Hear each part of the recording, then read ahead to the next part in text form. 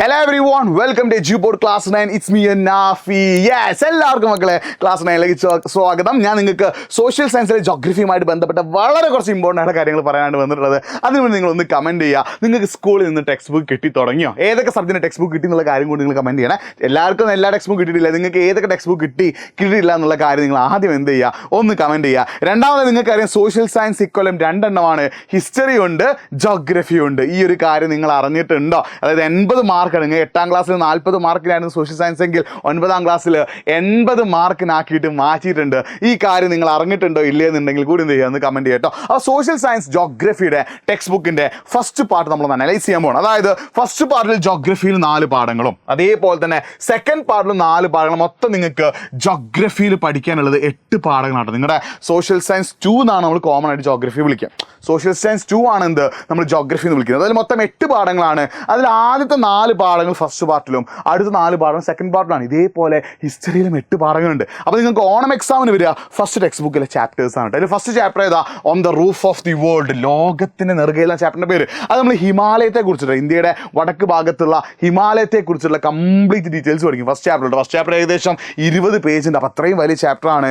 നമ്മൾ ഹിമാലയത്തെ കുറിച്ചുള്ള ഡീറ്റെയിൽഡ് ആയിട്ടുള്ള കാര്യങ്ങൾ അതിലാണ് പഠിക്കുക. രണ്ടാമത്തെ എന്താ? ഇതിൻ്റെ എക്സ്പാൻസീവ് പ്ലെയിൻ ആണ്. ഈ വിശാല സമതല ഭൂമി, അതായത് ഹിമാലയത്തിന് താഴെയുള്ള ഇന്ത്യയുടെ സമതലമുണ്ട്, നോർത്ത് ഇന്ത്യൻ പ്ലെയിൻ അല്ലെങ്കിൽ ഉത്തരേന്ത്യൻ സമതലം. അതുമായി ബന്ധപ്പെട്ട കാര്യങ്ങളാണ് നമ്മൾ എന്തിനു പഠിക്കുക? സെക്കൻഡ് ചാപ്റ്റർ പഠിക്കുക. ഇതിൻ്റെ എക്സ്പാൻസീവ് പ്ലെയിൻ അഥവാ വിശാല സമതല ഭൂമിയിൽ എന്ന് വെച്ചാൽ ഇന്ത്യയുടെ ഹിമാലയത്തിന് താഴെയുള്ള വലിയ സമതലമുണ്ട്. ദ നോർത്ത് ഇന്ത്യൻ പ്ലെയിൻ, ഉത്തരേന്ത്യൻ സമതലം, India Gangetic Brahmaputra plain, Sindhu Ganga Brahmaputra സമതലം എന്നൊക്കെ വിളിക്കുന്ന ആ സമതലത്തിൻ്റെ കുറേ ഫീച്ചേഴ്സ് നമ്മൾ എന്ത് ചെയ്തിട്ട് പഠിക്കും. മൂന്നാമത്തെ പാഠം ഏതാടാ? പ്ലേറ്റു ദ എർത്ത് ഹിസ്റ്ററി സ്ലംബേഴ്സ് അല്ലേ, ഭൗമചരിത്രം ഉറങ്ങുന്ന പീഠഭൂമി, ദ പെനിൻസുല പ്ലേറ്റു, ഉപദ്വീപീയ പീഠഭൂമിയെ കുറിച്ചിട്ട് അല്ലേ. ഉപദ്വീപീയ പീഠഭൂമിയും അതുമായിട്ട് ബന്ധപ്പെട്ട കാര്യം, അവിടുത്തെ മലകളും കുന്നുകളും കാടുകളും പുഴകളെ കുറിച്ചിട്ടൊക്കെ നമ്മൾ പഠിക്കും. അടുത്ത എന്താണ്? Human resource four national development അല്ലേ, മാനവ വിഭവശേഷി രാഷ്ട്ര പുരോഗതിക്കായിട്ട്. മാനവ വിഭവം എന്താണ്? ഹെൽത്ത്, ആരോഗ്യം എന്താണ്?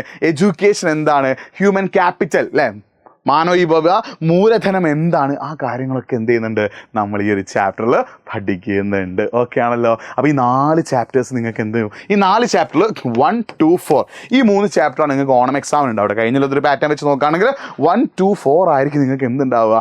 ഓണം എക്സാമിന് ഉണ്ടാവുക. അപ്പോൾ ഇത്ര അപ്ഡേഷനായിട്ട് നമ്മുടെ ക്ലാസ് 9 ഈ ഒരു യൂട്യൂബ് ചാനൽ സബ്സ്ക്രൈബ് ചെയ്ത് വെച്ചാൽ വളരെ പ്രധാനപ്പെട്ട കാര്യം. 9ാം ക്ലാസ്സിൽ നിങ്ങൾക്ക് 80 മാർക്കിനാണ് സോഷ്യൽ മാത്രമല്ല മാത്സ് ഇംഗ്ലീഷൊക്കെ 80 മാർക്കിനാണ്. ഈ 80 മാർക്കിൽ 24 മാർക്ക് എഴുതിയെടുത്താൽ മാത്രമേ നിങ്ങൾ എന്ത് ചെയ്യുള്ളൂ?